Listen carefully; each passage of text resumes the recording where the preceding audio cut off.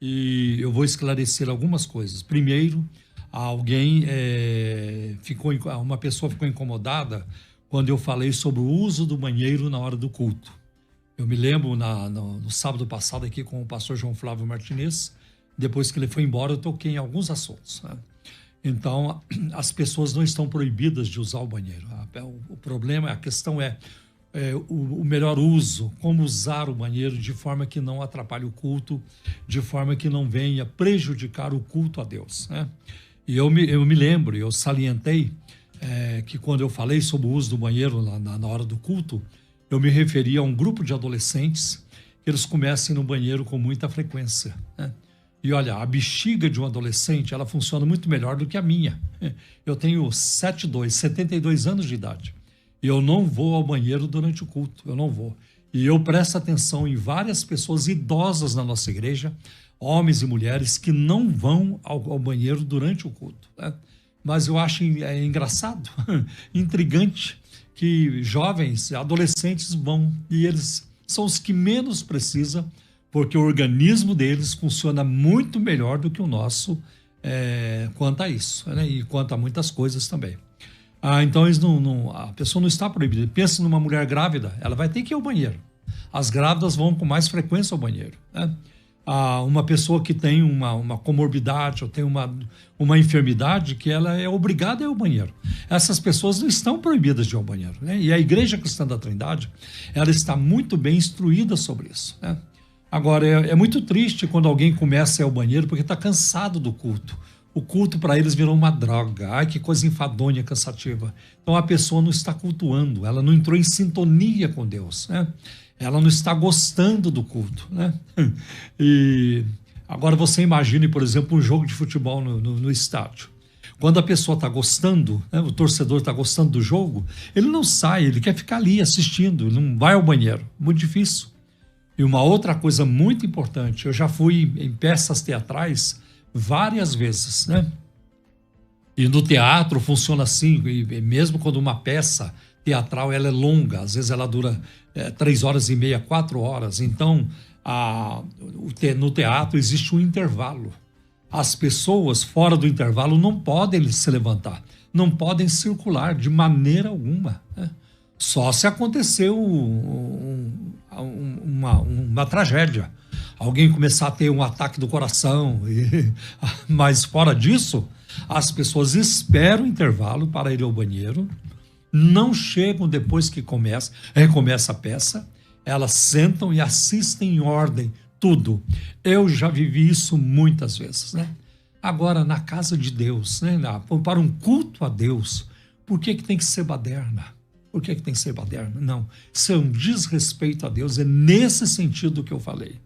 Quando as pessoas não precisam, mas usam o banheiro como refúgio, como uma válvula de escape. Ai, estou cansado, estou enfadado com esse culto e tudo isso. Aí é muito triste, a pessoa não está lá na presença de Deus, né? Porque na presença de Deus, diz o salmista, há delícias perpetuamente. Uma outra coisa que eu citei e vou repetir aqui é que as pessoas que têm o costume de sair antes do culto terminar, eu já falei aqui mais de uma vez, eu não quero que essas pessoas venham congregar conosco. Você não precisa, a gente não precisa de você lá na Igreja Cristã da Trindade. Se essa é a sua forma de funcionar, se é assim que você gosta de funcionar, você está no culto, aí, por exemplo, o culto está sinalizado para terminar meio-dia, né? Quando é meio-dia, você levanta, não importa o que aconteça, né? A pessoa não aguenta nem 10 minutos ou 15 minutos a mais, né? Mas ela aguenta, no estádio de futebol ela aguenta, quando vai para a prorrogação, ela está lá, ela não vai embora. Não, eu só fico no tempo regulamentar. 90 minutos, tudo bem, mas passou de 90 eu não fico. Os torcedores fazem isso? Não fazem. E aí tem mais meia hora de prorrogação. E aí não decidiu na prorrogação. E aí vem disputa de pênalti. E a disputa de pênalti ela pode ser prolongada também, que começa a dar empate, né, entre um e outro. E a pessoa vai embora? Não vai. Mas a gente aguenta, aliás, a gente gosta de um jogo de futebol. Mas Deus, a gente não gosta muito, né? Essa é a atitude de muitos. Então eu não quero essas pessoas congregando conosco. Por quê? Porque aquilo que é ruim, aquilo que é mal, ele contamina rapidamente, né? Os vícios, eles se espalham rapidamente. Mas as virtudes, o que é bom, demora para ser copiado, para ser imitado.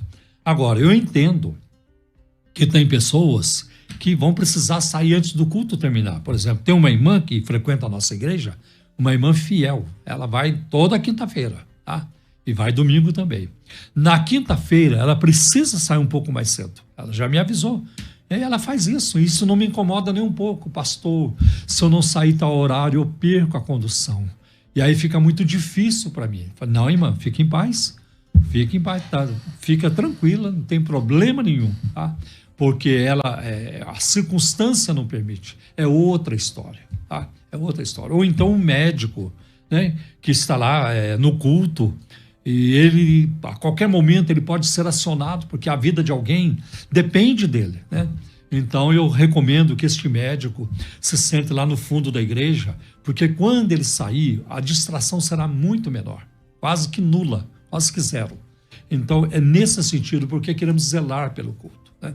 Já contei aqui para vocês que eu já preguei em lugares aí que é uma vergonha, né? É uma vergonha. Na hora que eu estava fazendo o apelo para as pessoas virem à frente e receberem a Cristo, uma turma começou a levantar e ir embora. Aí eu dei uma bronca na igreja. Na turma, eu falei, peraí, né? E depois que terminou o culto, vários irmãos da igreja vieram me agradecer. Ai, pastor Paulo, ainda bem que o senhor falou, porque isso acontece aqui sempre e ninguém fala nada. Então o nosso culto deve ser com ordem, com decência, é nesse sentido. Nós queremos a bênção de Deus, e Deus não vai agir na baderna, no relaxo, né? Deus não vai abençoar o nosso relaxo, a nossa indiferença para com Ele, a sua palavra, tá? Eu creio que nós temos que ter ordem no culto, o culto tem que ter hora para começar e o culto tem que ter hora para terminar. Já expliquei aqui também que se houver um momento em que o Espírito Santo começar a agir na igreja, quebrantamento, batismo com o Espírito Santo, e a gente percebe que o culto vai se prolongar, eu não tenho nenhum problema em liberar os irmãos. Meus irmãos, o nosso horário aqui já venceu, quem quiser ir embora, fique à vontade. Estou percebendo que muitos ainda vão ficar aqui orando, então sintam-se livres para fazer aquilo que vocês tiveram vontade de fazer. Então é nesse sentido.